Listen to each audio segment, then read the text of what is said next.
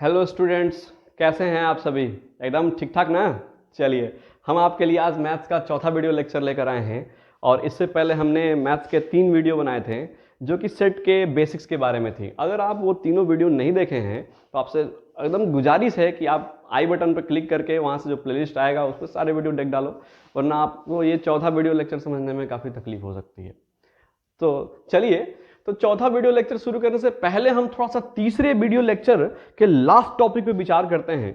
उसमें हम लोग बात किए थे कि रियल नंबर के इंटरवल्स को सेट की फॉर्म में कैसे दर्शाते हैं। उसमें हमने बात किए थे इंटरवल, थोड़ा सा revision, interval as a subset, yes और नो, इस पर बात किए थे।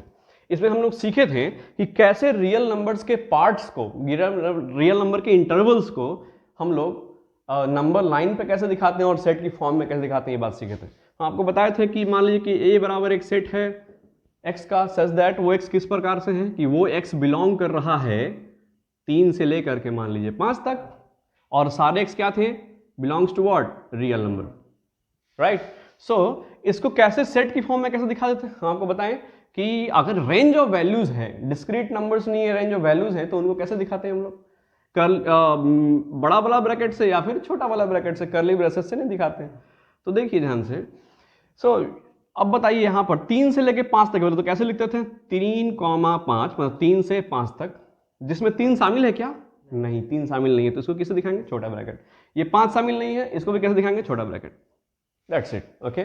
और इसको नंबर लाइन पर 3 पर होलो सर्किल, 5 पर होलो सर्कल, और बीच के सारे भाग छायांकित कर दो आप। ठीक। अगर मान लो b बराबर कोई सेट था, फटाफट रिवीजन, यस। अगर मान लो x लाइज कर रहा है 3 से 5 के बीच में और x बिलोंग्स टू क्या है? रियल नंबर है, तो इसमें क्या करेंगे? b सेट है ना, तो b इज इक्वल टू क्या लिखा जाएगा? बड़ा ब्रैकेट 3 से लेकर के 5 तक, right. This is close and this is open, right. चलिए, c बराबर मान लीजिए ऐसे पूछे, दोनों साइड इंक्लूड कर दो, set of x such that x is lies between what? 3 to 5, right, and x belongs to real number, then what can you do? दोनों शामिल करने हैं तो क्या करेंगे आप? बड़ा ब्रैकेट लगाएंगे और 3 कॉमा क्या डालेंगे यहाँ पर? 5, ठीक है। सुनिएगा ध्यान से, इसमें एक और उदाहरण हो सकता है। ये जो छोटा वाला ब्रैकेट आप जो देख रहे हैं ना, इसको रिप्रेजेंट करने का एक और तरीका है। दुनिया वाले कहते हैं कि आप इसको ऐसे भी रिप्रेजेंट कर सकते हो कि a इज इक्वल टू 3,5। हैं सर जी, ये क्या लिख दिए आप? ऐसा ब्रैकेट तो हम जिंदगी में पहली बार देख रहे हैं। हाँ, जिंदगी में बहुत कुछ पहली बार होता है, उसके लिए निश्चिंत रहिए, ऐसे बहुत कुछ मिलेंगे आपको। याद देखिए, ये ब्रैकेट आपको क्या समझाना चाह रहा है कि ब्रैकेट ने 3 से मुंह मोड़ लिया और इसने 5 से मुंह मोड़ लिया कि नहीं नहीं नहीं, हम उसको शामिल अपने इंटरवल में नहीं करेंगे। समझ में आया? तो आप चाहें तो ऐसे ऐसा दिखा लो या फिर चाहो तो ऐसे दिखा लो, दोनों ही केस ठीक ठाक है। अगर मान लो आपको इसको उस फॉर्म में दिखाना हो तो कैसे करेंगे? तो आप कहोगे सर b बराबर तो ठीक है, 3 से मुंह तो नहीं मोड़ा ना इंटरवल, लेकिन 5 से उसने मुंह मोड़ लिया है, तो आप क्या करोगे? 3,5, 5 से मुंह मोड़ लिया इंटरवल ने, ठीक है, मतलब वो 5 को अपनी बिरादरी में शामिल नहीं करेगा। ठीक। तो एक और रिप्रेजेंटेशन है, ये भी देख लो आप, है ना, जो पिछले क्लास में हम लोग रह गया था। एक और चीज पिछले क्लास में हमारी रह गई थी। अगर मान लो कि आपसे बोला गया कि हमको 3 से लेकर के 8 तक के सारे नंबर रिप्रेजेंट करने हैं, जिसमें 3 भी शामिल होगा और क्या शामिल होगा? 8 भी शामिल होगा, तो आप कहे सर ये तो बड़ा आसान टास्क है, ये तो बहुत ईजी बात पूछ रहे हैं। हम लिखेंगे a इज इक्वल टू, ऐसा लिखा जाएगा 3 शामिल है, कॉमा 8, ऐसा लिख देंगे। जेंट्स, तो अगर मान लीजिए आपसे कहें कि बीच में जो 5 है ना, वो हमरा ना चाहिए, तो क्या करबो बबुआ बताओ? If you need to exclude 5, तो आपको कहा जा रहा है कि आप ऐसे करो, इसमें से ना माइनस कर दो, ठीक, और कर्ली ब्रेसेस के अंदर में 5। ये क्या बता रहा है? ये बता रहा है क्या चीज? कि this is the range of values from 3 to 8, this is range of values from 3 to 8 except 5, 5 को छोड़कर, और सिर्फ 5 को, देखिए कर्ली ब्रेसेस में है तो सिर्फ 5 को छोड़कर। समझ में आ रहा है कि नहीं आ रहा है? अच्छा, मान लो कि ऐसा बोलता है कि आप एक काम करो, 3 से लेकर के 8 तक के सारा नंबर शामिल करो, बीच में हमको 4 नहीं चाहिए और बीच में हमको 6 नहीं चाहिए, ठीक है, तो क्या करोगे? तो करोगे क्या? ए मान लो कोई भी सेट का नाम दे दो, चलो b दे दो, b इज इक्वल टू क्या लिखोगे, 3 शामिल होना चाहिए, तो 3 से लेकर कहां तक बोलिए 8 तक, और उसमें से क्या क्या छोड़ देना है, तो सिर्फ 4 और सिर्फ 6 छोड़ देना है। दो ऐसा नहीं है 4 से 6 तक नहीं छोड़ना है, सिर्फ 4 और सिर्फ 6 छोड़ने हैं, राइट। तो आपको डिस्क्रीट नंबर्स छोड़ने हैं, तो माइनस क्या करोगे, दिस इज 4,6।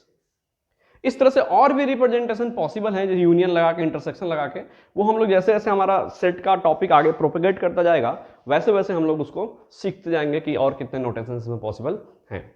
आज के क्लास में हम लोग स्टार्ट करने वाले हैं। आज का क्लास थोड़ा सा आपको लग रहा है कि स्पीड अप है, बट टेंशन मत लीजिए, थोड़ा सा करना भी जरूरी है, वरना आप देख ही रहे हैं सिलेबस का क्या है ना। सो आज हम लोग बात करने वाले हैं, आप इसको पॉज करके नोट डाउन भी कर लीजिएगा वीडियो को। बात करने वाले हैं ऑपरेशन ऑन सेट पर। किस पे बात करने वाले हैं, ऑपरेशन ऑन सेट। इस ऑपरेशन में हम लोग बात करेंगे, पहला ऑपरेशन बात होगा union, UNION, union of set, थोड़ा सा स्पेलिंग का है ना। उसके बाद बात होंगी हमारी इंटरसेक्शन, ओके, ऑफ सेट पर, ठीक बात। तीसरी बात होंगी हमारी डिफरेंस ऑफ सेट पर, किस पे, यस, डिफरेंस ऑफ सेट पर। और चौथी बात होंगी हमारी, yes Shubham ji, not disjoint set, it's a complements of set, okay, it's a complement of sets, ठीक है। इस तरह से ये बिरादरी से अलग क्यों हो गया चलो, इन चारों ऑपरेशन पे हम लोग बात करने वाले हैं, और उसमें बीच में एक डिसजॉइंट्स ऑफ सेट आएगा इंटरसेक्शन में, तो हम लोग अलग से देख लेंगे। तो चलिए स्टार्ट करते हैं। हमारा सबसे पहला जो है वो है क्या, यूनियन ऑफ सेट। सबसे पहला कौन सा है हमारा, यूनियन। तो इस सब को मिटा रहे हैं फिलहाल, आप देखिए यूनियन क्या चीज है। चलिए, यूनियन का शाब्दिक मतलब क्या होता है, आप समझाइए हमको। यूनियन का एकदम लिटरल मीनिंग है कि दो चीजों को आपस में मिला देना, ठीक है, दो चीजों की आपस में संधि करा देना, दोनों का मेल मिलाप कर देना, दोनों को आपस में जोड़ देना, इकट्ठा कर देना, ये क्या कहलाता है, यूनियन, ठीक है। तो आइए समझते हैं। पहले अभी हम डिफाइन नहीं करेंगे, इसका डेफिनेशन लिखेंगे, इसको मैथमेटिकली भी डिफाइन करेंगे, और हम नहीं करेंगे, वो आप करेंगे। आपको इतना बढ़िया सा भी एग्जाम्पल समझ में आने वाला है कि आपको मजा आ जाएगा। देखिए ध्यान से, मान लीजिए कि सेट है A is equal to 1 2 3 4, okay, और एक सेट है हमारे पास क्या, B इज इक्वल टू 5 6 7 8, हो गया, A और B है। तो कहता है क्या है कि union of A and B जो होगा ना, यूनियन का मतलब क्या है, मिला दो। किसको मिला दो, तो भैया इस A और इस B के एलिमेंट्स को आपस में मिला दो, ठीक। तो मिला दीजिए कह रहा है, तो आप मिलाएंगे तो आपको एक सेट प्राप्त होगा जिसमें क्या होंगे, 1 होंगे, 2 होंगे, 3 होंगे, 4 होंगे, है कि नहीं है, 5 6 7 8, इस तरह से, है कि नहीं है। कहने का मतलब है कि एक झोला में आपके पास 4 गेंद हैं, गेंद नंबर 1, गेंद नंबर 2, गेंद नंबर 3, गेंद नंबर 4, और उसमें दूसरे में है, उस पर नंबरिंग, गेंद पर नंबरिंग लिखे हुए हैं 5 6 7 8। सबको इकट्ठा मिला दोगे तो उसी झोला में सारे बॉल्स आ जाएंगे, यस और नो। इसी ऑपरेशन को बोला जाता है union of set, okay. This operation is called क्या, this operation is called what, yes tell me, union of set. Your understanding, है ना। चलिए, तो जरा ध्यान दीजिए इस यूनियन ऑफ सेट पर, कह क्या रहा है इसके बारे में, इसके अंदर कौन कौन से एलिमेंट है, जरा इन पर विचार करते हैं, क्योंकि डिफाइन करना है तो एलिमेंट पे विचार करने बहुत जरूरी है। आप देखो इसमें कौन कौन से एलिमेंट होंगे। इसमें जो एलिमेंट होंगे या तो वो इस बिरादरी से आए होंगे, या तो इस बिरादरी से आए होंगे, या तो बॉल्स इस झोले से आए होंगे। इस झोला के अंदर कौन कौन से बॉल होंगे, इसके अंदर वो बॉल्स होंगे, या तो उस झोला से आए होंगे, नहीं तो उस झोला से आए होंगे, ठीक है। अगर कोई भी बॉल इस झोला में मौजूद है, ए में मौजूद है, तो पक्का यूनियन में मौजूद होना ही होना है। क्यों, क्योंकि आप तो उसी को लाके डाल रहे हो। सोचो सोचो जरा, अगर कोई भी एलिमेंट ए में मौजूद हुआ, ठीक, तो पक्का उसके यूनियन में मौजूद होगा या नहीं होगा। क्यों क्यों, क्योंकि यूनियन में तो इसी को लाके मिला रहे हो ना, यस और नो। उसी तरह से अगर कोई एलिमेंट बी में मौजूद हुआ, कोई भी एलिमेंट अगर बी में मौजूद हुआ, तो क्या वो उसके यूनियन में मौजूद होगा या नहीं होगा? होगा ना? या फिर हम इसको उलट के बोल रहे हैं, ध्यान से समझिएगा।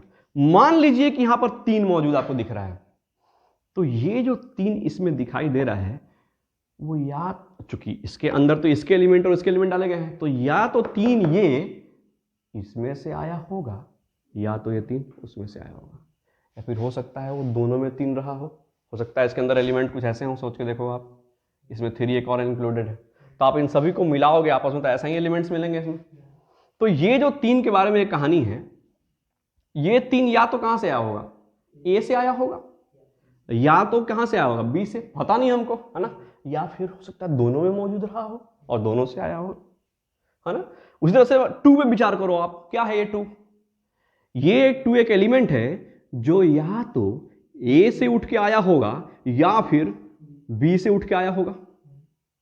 Isn't so? Yes or no? Okay. 4 पे विचार करो, फिर से वही कहानी, या तो ये 4 ए से आया या तो ये 4 बी से आया। 5 पे विचार करो, 6 पे विचार करो, 8 पे विचार करो, तो या तो हो सकता है वो इधर से आया हो या उधर से आया हो या फिर दोनों से आया हो। यानी कि हम एक चीज देख पा रहे हैं कि यूनियन में जितने भी एलिमेंट हो रहे हैं ना, उसके अंदर में वो एलिमेंट या तो ए सेट से आ रहे होंगे या फिर बी सेट से आ रहे होंगे, राइट? तो हम कह सकते हैं कि अच्छा sir, union of set A and B एक सेट होता है जिसमें वो एलिमेंट मौजूद होते हैं जो या तो ए में मौजूद रहे होंगे या बी में मौजूद रहे होंगे या फिर दोनों में मौजूद रहे होंगे। तो क्या हम इसको यूनियन का डिफिनीशन नहीं बना लेंगे कि अच्छा सर, यूनियन ऑफ सेट क्या होता है? एक ऐसा सेट होता है, ठीक, जिसमें कहां कौन से एलिमेंट होते हैं? या तो वो एलिमेंट ए के होंगे, यस टेल मी, या तो ये बी से होंगे, रिपीट विद मी, या तो वो ए से होंगे या तो वो बी से होंगे, यस, या तो वो दोनों से होंगे, राइट? तो हम लोग कैसे डिफाइन करेंगे? हम लोग डिफाइन करेंगे कि भैया यूनियन ऑफ 2 सेट्स, 2 और मोर सेट्स, या फिर 2 सेट के लिए लिखिए, मोर सेट के लिए तो हम लोग बाद में कर लेंगे। Union of 2 set A and B is just a set that contains the element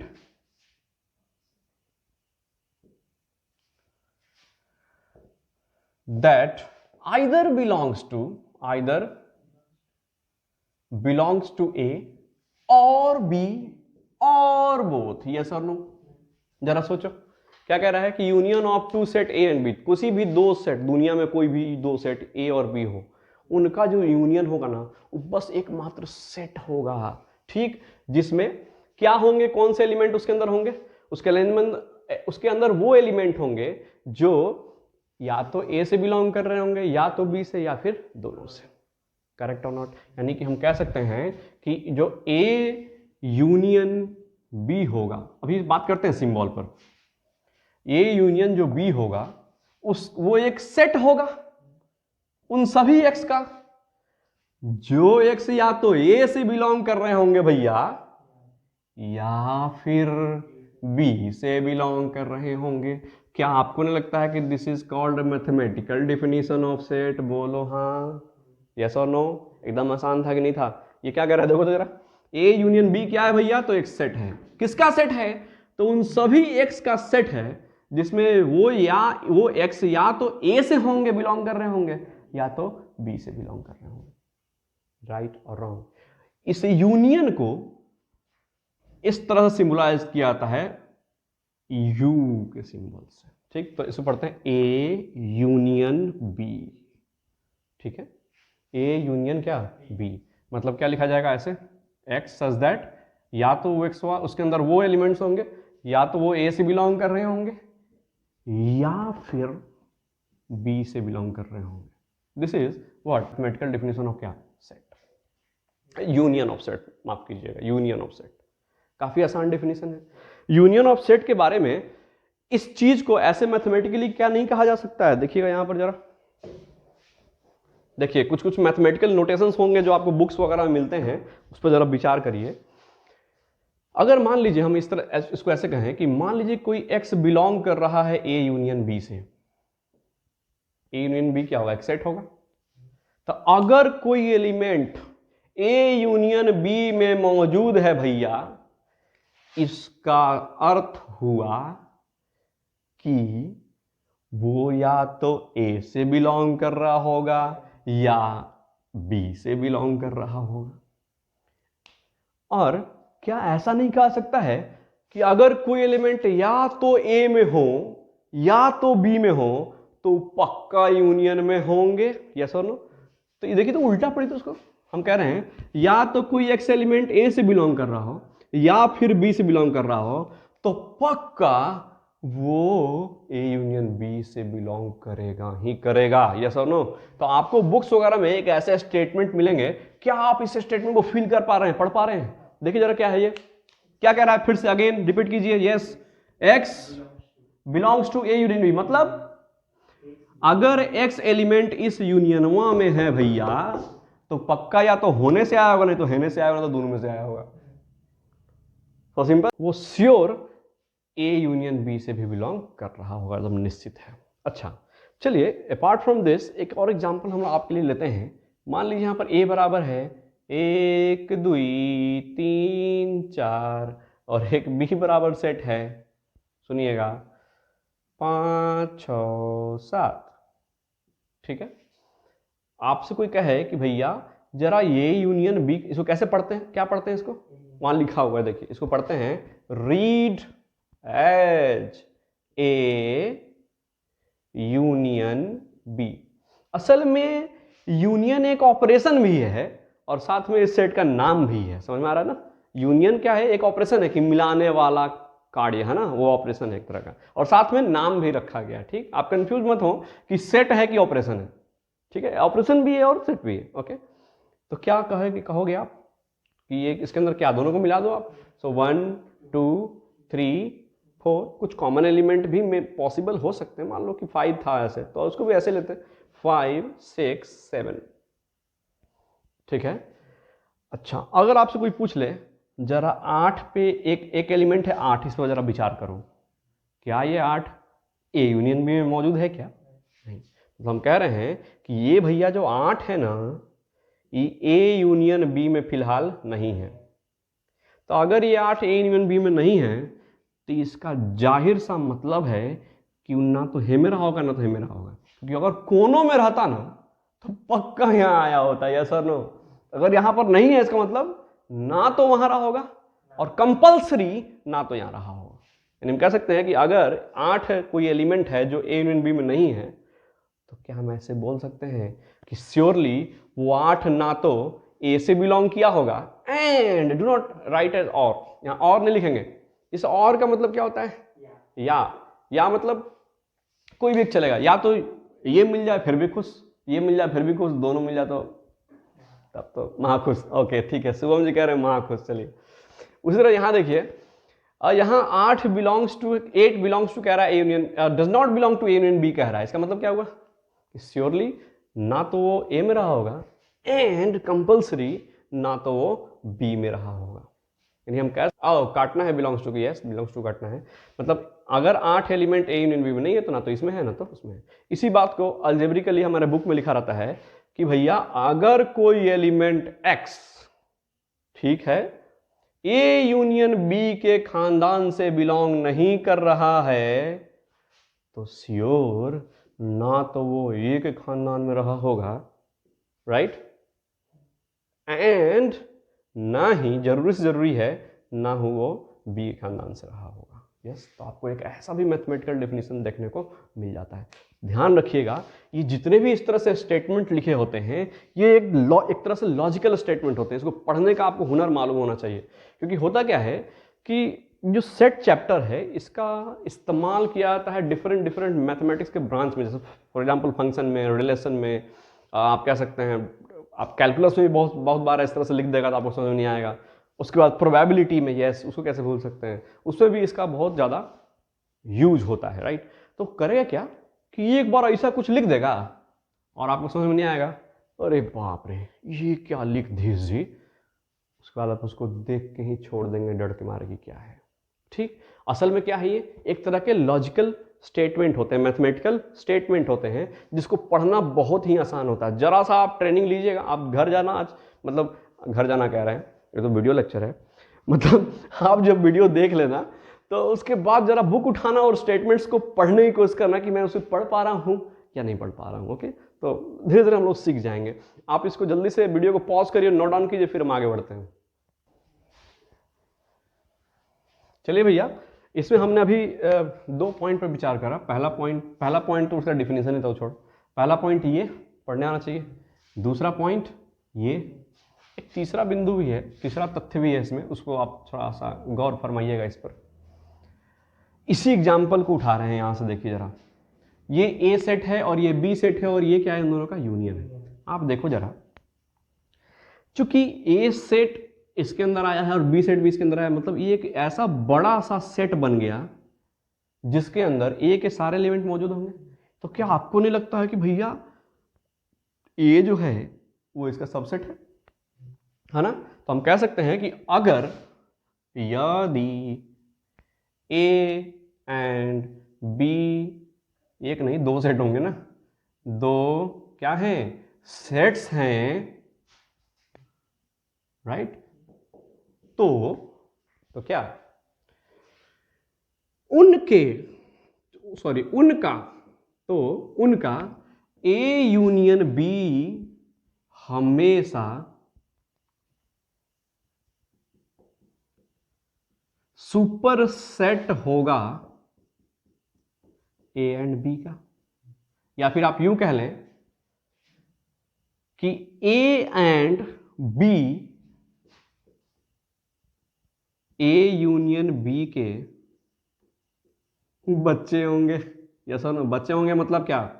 this is the mathematics, मजाक नहीं इससे। बच्चे होंगे मतलब सबसेट होंगे। क्या होंगे?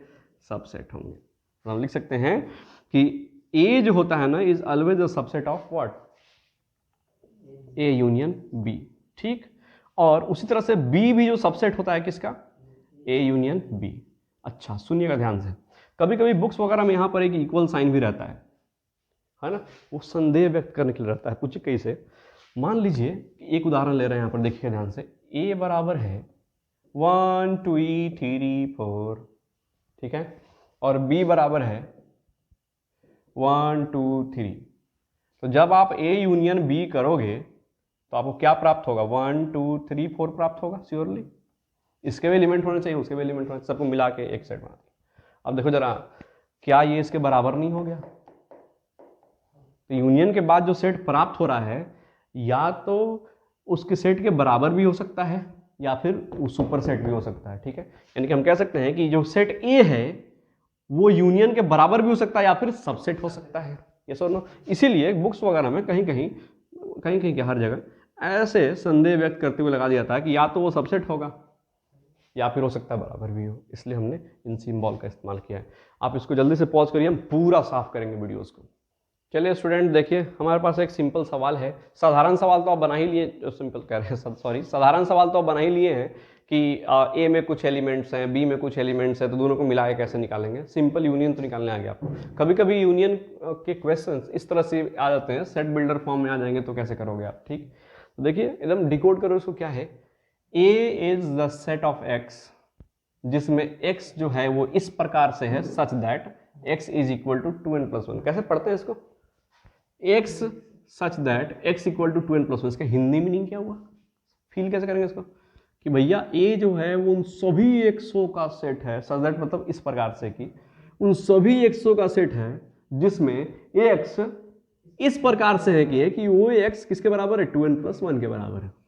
और जहां n किससे बिलोंग कर रहा है, यस, जेड क्या है बोलिए, अब तो पहचान गए होंगे, इंटीजर से। समझ में आ रहा है कि नहीं आ रहा है? तो अगर जेड इंटीजर हैं और आपको 10th का पहला चैप्टर रियल नंबर का बेसिक्स पता होगा, यानी कि 2n+1 पक्का किसी ऑड इंटीजर को रिप्रेजेंट कर रहा है, यस और नो? 2n+1 की फॉर्म में होते हैं ऑड इंटीजर, यस, ओके। दूसरी तरह से दूसरा है बी सेट, कह रहा है कि उन एक्सों का सेट है जिसमें एक्स इस प्रकार से हैं कि वो सारे एक्स 2 के मल्टीपल हैं और साथ में वो n जो है इंटीजर है। इसका मतलब है कि इंटीजर में 2 से मल्टीप्लाई करोगे तो आपको क्या मिलेंगे, इवन नंबर्स मिलेंगे, इवन नंबर्स। यस और नो, आप देख लो फिर। तो आप क्या करने, आपसे पूछा गया कि भैया बताओ ए यूनियन बी कितना होगा, ये सवाल था असल में।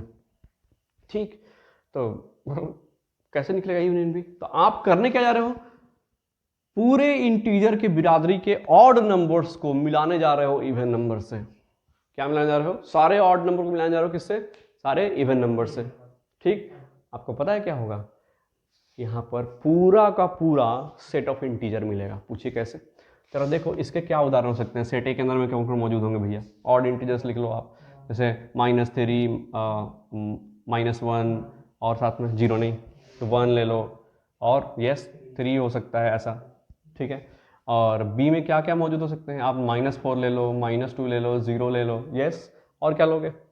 2 ले लो, 4 ले लो, एंड सो ऑन। इस तरह से जब मिला के देखो क्या हो रहा है, तो मिलाओगे ना जब आप इन दोनों को, तो यहाँ पर आएगा -4, यहाँ से आएगा -3, -2, -1, 0, है ना, फिर 1, फिर 2, फिर 3, फिर 4, यहाँ से देख रहे हो, दिखाई दे रहा है?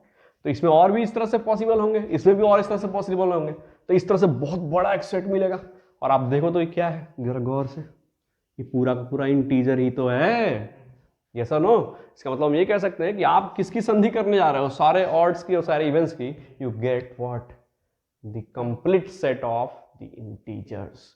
मतलब हम लोग कह सकते हैं कि यहाँ जो ए यूनियन बी जो प्राप्त होगा ना सर, वो जेड होगा। यस और नो? एकदम साधारण है। तो या तो क्वेश्चन इसमें यूनियन में या तो 2 सेट दिए होंगे, दोनों का मिला जुला के लिख देना आप इस तरह से, या फिर क्वेश्चंस किस फॉर्म में होंगे, सेट बिल्डर फॉर्म में। तो उसको आप डिकोड करना पहले और उसको कर लेना। ओके, याद रखना ये जो यूनियन का कंसेप्ट है ना, ये प्रोबेबिलिटी के पॉइंट ऑफ व्यू से बहुत ही जरूरी है। ठीक है ना? जैसे मान लीजिए उसमें भी कहते हैं कि मान लें आपने एक डाइस को रोल किया, ठीक, तो उसमें क्वेश्चंस आपको याद होंगे, कभी कभी ऐसे पूछे जाते हैं 10th क्लास के बेसिक में, पता नहीं है कि नहीं, आप देख लेना। ऐसे उसमें ऐसे क्वेश्चंस पूछे जाते हैं कि एक इवेंट हो रहा है, दूसरा इवेंट हो रहा है, तो आप बताओ प्रोबेबिलिटी, या तो इस इवेंट के होने की प्रोबेबिलिटी बताओ। तो आप क्या करते हो, दोनों का सैंपल सेट ले करके दोनों का क्या लेंगे, यूनियन लेंगे। जैसे ही बोल देगा या तो ये इवेंट नहीं तो वो इवेंट, तो क्या समझ जाएंगे कि यूनियन लेंगे वहां पर।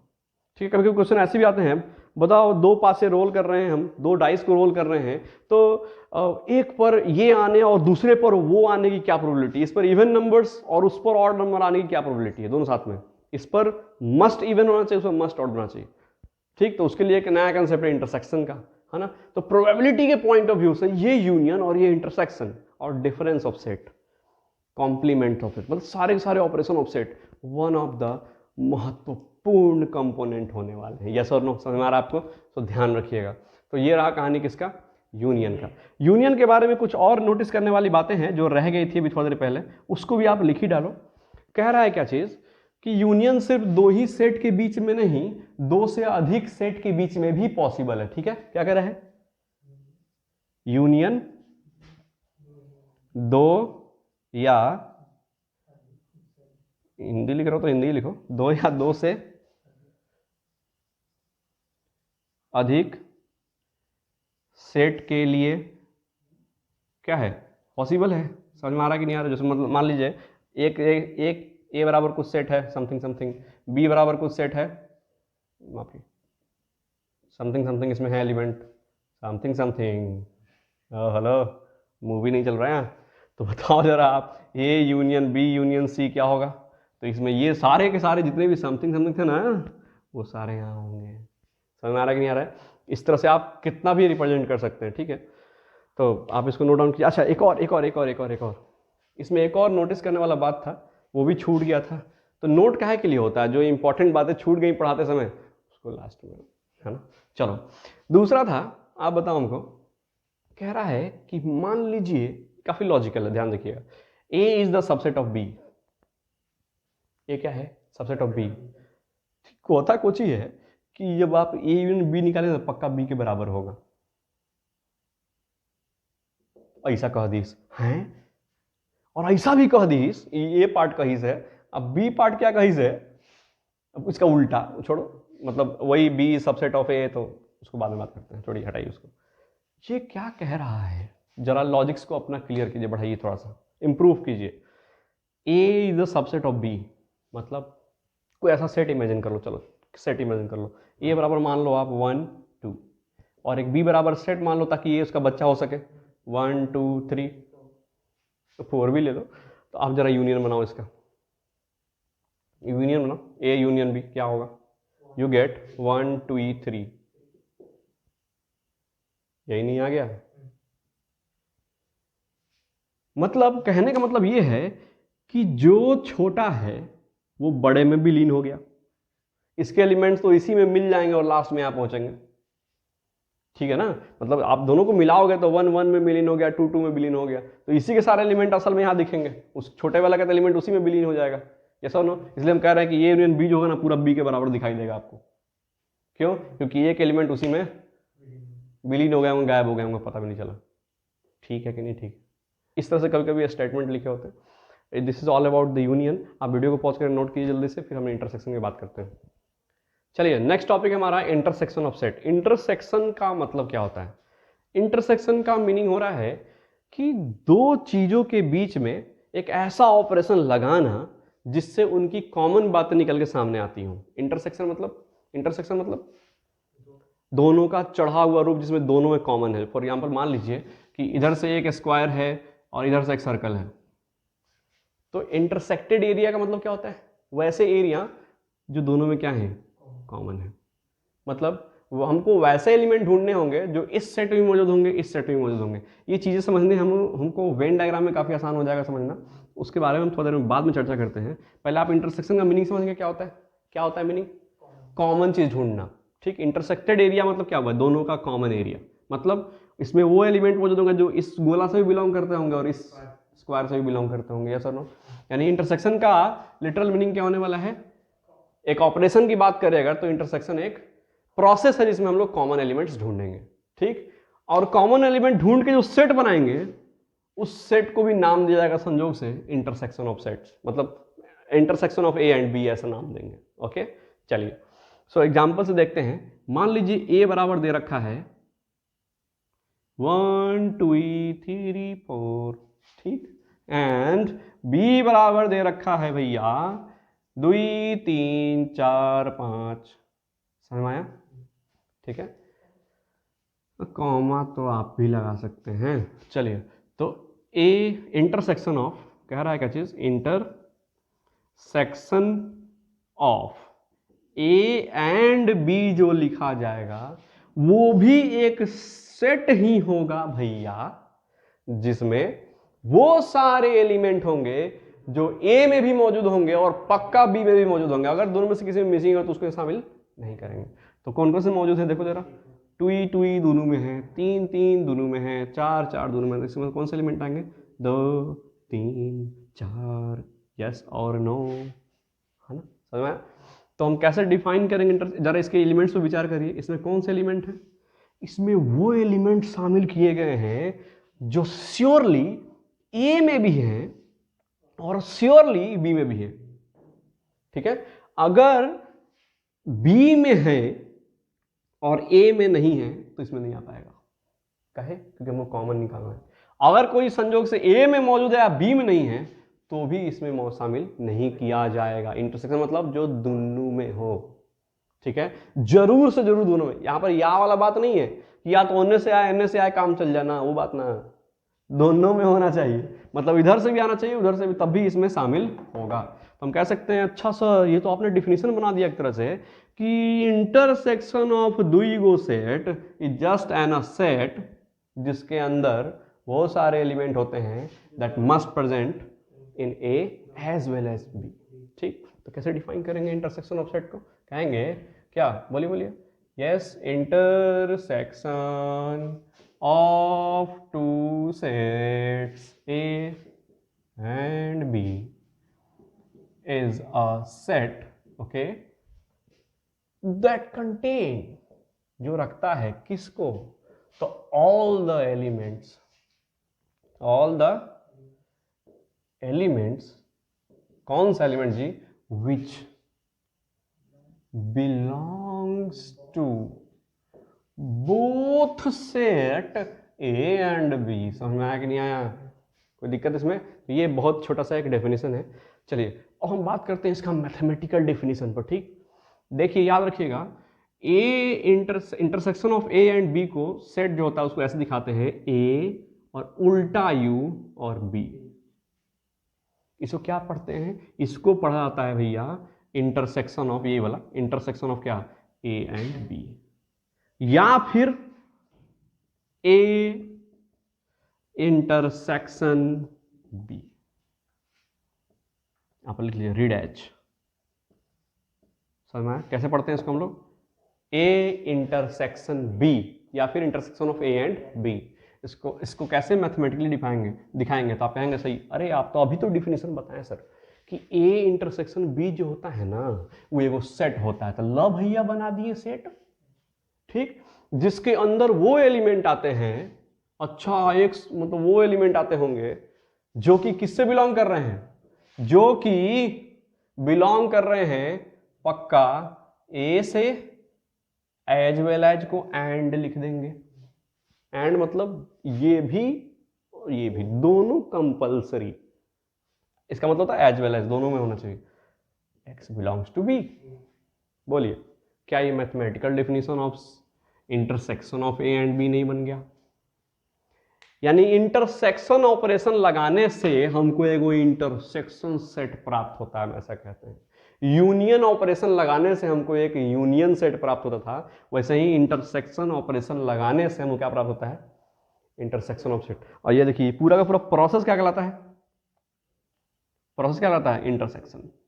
ये अपने आप में प्रोसेस का भी नाम भी है और सेट का भी नाम भी। ओके, ध्यान रखिएगा इसका। चलिए तो ये तो डेफिनेशन हो गया, पढ़ने आना चाहिए। पढ़ के दिखाइए एक बार और फिर से, क्या है, A intersection B is just and what, set. देखिए एकदम पूरा स्टेटमेंट यहां को देखिए, डिकोड किया तो पूरा लगेगा कि यही छापा हुआ है किसी दूसरे भाषा में, है ना। A intersection B is just and set, just a set that contain all the elements, वो सारे एलिमेंट्स जो इस प्रकार से हैं कि which belongs to both A and B, जो कि ए से भी और बी से भी बिलोंग कर रहा है। आपको आया मैथमेटिकल डेफिनेशन पढ़ने, एकदम साधारण है कि नहीं है। चलिए इसके बारे में कुछ और इंपॉर्टेंट बातें नोटिस करते हैं। पहला बात फिर से उसी तरह ध्यान से देखिएगा, क्या था वो स्टेटमेंट, भैया अगर कोई एलिमेंट बिलोंग कर रहा है ए इंटरसेक्शन बी से, वो बतवा को लिख रहे हैं दोबारा दूसरे तरीका से, पढ़ने आना चाहिए, बुक्स में लिखा है इसलिए। x belongs to A and B, मतलब x अगर ए बी से ए के और बी के इंटरसेक्शन से बिलोंग कर रहा है तो निश्चित ही वो एक्सवा ए वो में होगा एंड बी में भी होएगा। एंड लगाइए, एंड मतलब कंपलसरी मांगता है ये, है ना। अच्छा, इसी बात को देखिए दूसरा से क्या, दूसरे तरह से ऐसे भी बोल सकते हैं कि अगर कोई एलिमेंट ए में भी है एंड बी में भी है तो पक्का उसके इंटरसेक्शन में होगा। ये सर ना, दोनों हैं तो ऐसा भी होगा, इसलिए इस तरह का साइन इसको पढ़ते हैं डबल इंप्लाइज दैट।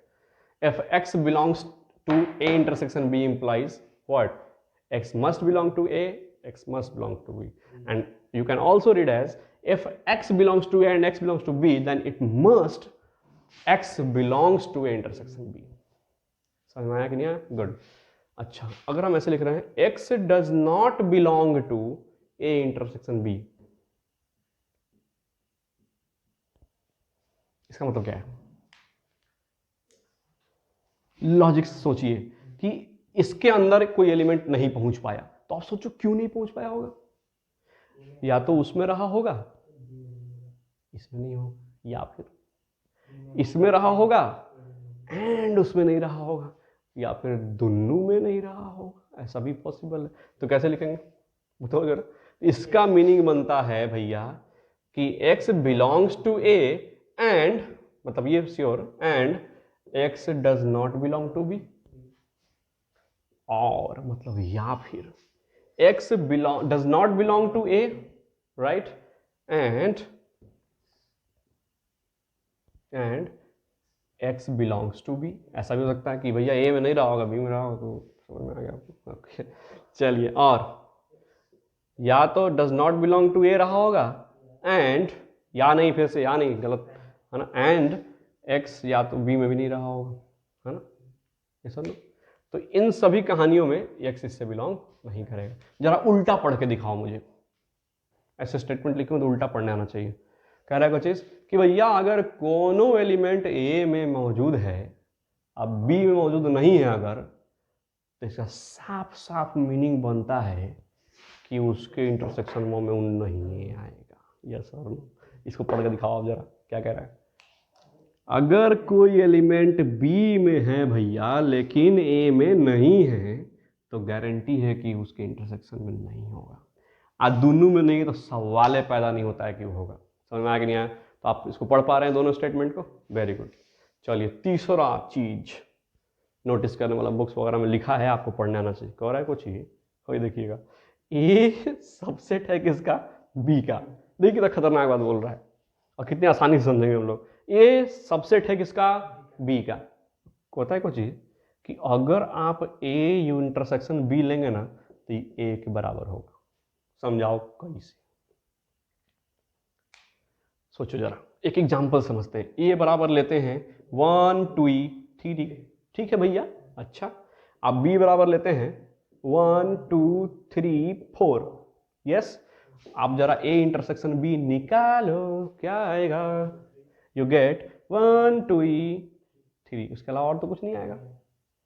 जरा देखो तो किसके बराबर है, ए के बराबर है। तब कह देंगे हाँ सर प्रूव हो गया। नहीं नहीं, इसको समझिए जरा, फील करिए कि हो क्या रहा है यहाँ पर, एग्जैक्टली क्या हो रहा है यहाँ पर। असल में आप दोनों का इंटरसेक्शन कॉमन देख रहे हो, ठीक है। तो कहने का मतलब ये बड़का भैया है, इसको 4 तरह का सब्जी पसंद है। ये छोटका भाई है, इसको भैया भी बोल सकते हैं आप, इसको 3 तरह का तरकारी पसंद है। तो मम्मी कौन सा तरकारी बनाएगी, बड़का के मन से कि छोटका के मन से? डेफिनेटली छोटका के मन से, कि दोनों को पसंद आएगा। यस और नो? तो इसमें छोटके का ना राज चलेगा। हो, बुझाया कि नहीं बुझाया बात? मतलब जो यहाँ पर छोट होगा, बच्चा होगा, उसी के हिसाब से घर में खाना पीना बनाया जाएगा। क्यों? क्योंकि उसको जो पसंद होगा घर में सबको पसंद तो होना ही होना है। यस और नो? क्योंकि उसको 3 सब्जी पसंद है, इसको 4 सब्जी पसंद है, ठीक। तो कौन सा ऐसा क्या होना चाहिए कि दोनों को पसंद है? तो डेफिनेटली जो छोटका को पसंद है वही सब, क्योंकि उसको कम सब्जी पसंद है, इसको ज़्यादा सब्जी पसंद है। राइट और रॉन्ग? Okay, very good. आप इसको नोट करिए जल्दी से, फिर हम लोग आगे बात करते हैं। चलिए जी स्टूडेंट्स, देखिए यहाँ पर हमारे पास 3 सवाल हैं। तीनों सवालों को सॉल्व करेंगे हम लोग जल्दी जल्दी फटाफट। पहला क्वेश्चन क्या कर रहा है कि सेट ए दे रखा है, सेट बी और सेट सी दे रखा है। कहता है A intersection B intersection C. अरे ये क्या है, अभी तो आप 2 ही की बात कर रहे थे। तो सुन लीजिए, इसमें 3 4 5 6 7 8 कितना भी इंटरसेक्शन पॉसिबल है। इंटरसेक्शन ऑपरेशन कितने भी सेट के बीच में लगा सकते हैं, उसी तरह से यूनियन भी कितने भी सेट के बीच में लगा सकते हैं, दोनों ही लगा सकते हैं कितने भी सेट के बीच में। तो ये क्या करें, ए इंटरसेक्शन बी इंटरसेक्शन की सी, मतलब क्या हुआ? देखो, एक राजा के 3 बेटे थे, ए बी और सी, ठीक है। तो खाना कौन सा बनेगा जो तीनों बेटा को पसंद होगा, है ना, मतलब तीनों को पसंद होना चाहिए, मतलब तीनों में होना चाहिए। वैसे एलिमेंट ढूंढना है जो तीनों में अवेलेबल होंगे। तो छोड़ो बहानेबाजी, छोड़ो, डायरेक्ट मैथ पे आओ, सीरियस। क्या क्या होंगे बताओ जरा। ए में भी है, बी में भी है, सी में भी है। 1 1 1, अरे हाँ ये तो 1 होगा ही। 2 नहीं है। ऐसा तो नहीं सोच रहे हो कि 1 छोड़ दो 2 ले लो, इट्स 12, है ना। अच्छा 3 में विचार करो फिर, 3 अच्छा सर, हाँ 3 तो दोनों में। 4 का क्या ख्याल है, 4 के बारे में? ना भैया 4 5 में ना हो तो इंटरसेक्शन ही नहीं मिलेगा फिर, है ना। तो क्या करेंगे, इसके अंदर में कौन से मौजूद हैं, 1 और 3 मौजूद हैं। बहुत अच्छा, आप तो बड़ा शानदार तरीके से बनाते हैं सर क्वेश्चन। यहाँ देखिए तो असल में हम नहीं, ये सब आप बना रहे हैं। ये क्या कह रहा है, ये कह रहा है कोई चीज़ कि पहले ए और बी सेट का क्या ले लो, यूनियन ले लो, दोनों को मिला लो। अब फिर देखो कि उसमें और सी में मिलने के बाद जो आया और सी में क्या कॉमन है, ठीक। तो पहले आप क्या करोगे, ए डेफिनेटली यूनियन बी निकालोगे, पहले ब्रैकेट का काम करोगे, दोनों मिलाओ जरा कितना रहा है। 1 2 3 मिलाने तो आ गया होगा, 4 5 है ना, 4 5 तो यहीं से आ जाएगा। 9 और 12 क्या दोनों मिक्स हो गए आपस में?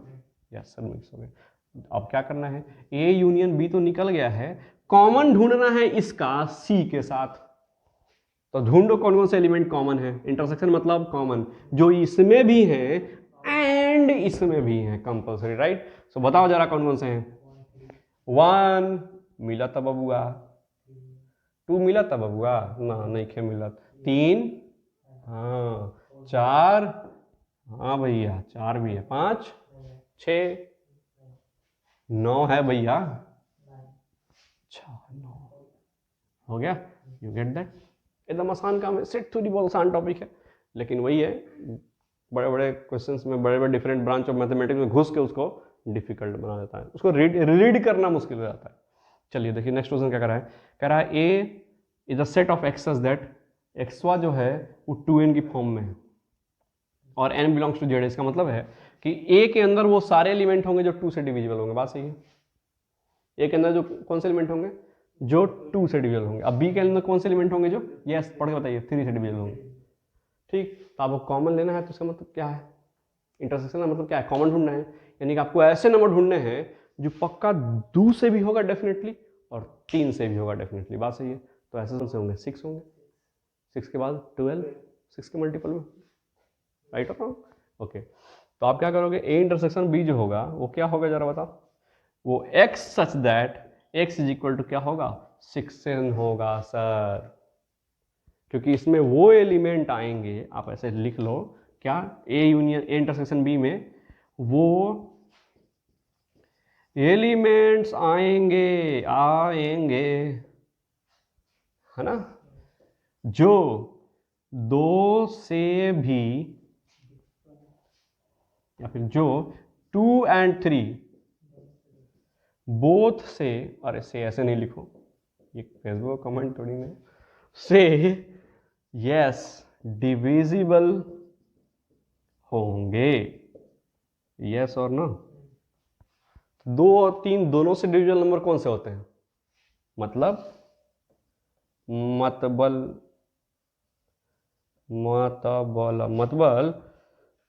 6 के मल्टीपल होंगे या फिर 6 से डिविजिबल होंगे, ऐसे बोल सकते हैं, मल्टीपल होंगे। तो जरा लिख दो ये बराबर A union A intersection B set क्या बनेगा बताओ जरा, कि भैया ये उन सभी एक्सों का सेट होगा जिसमें एक्सवा जो होगा ना वो 6n की फॉर्म में होगा, है ना, और एनवा बिलोंग कर रहा होगा इंटीजर से। सो सिंपल, यस और नो, वेरी गुड।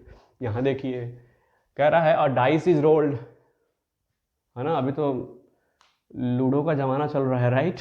तो हमने लूडो पे एक एग्जांपल लिया है, कहता है इवन एक इवेंट है ऑफ गेटिंग इवन नंबर, ठीक है, कि एक डाइस को रोल कर रहे हो आप, तो आपको एक बार इवन नंबर प्राप्त हो रहा है। E2 एक इवेंट है जिसमें आपको क्या प्राप्त हो रहा है, प्राइम नंबर प्राप्त हो रहा है।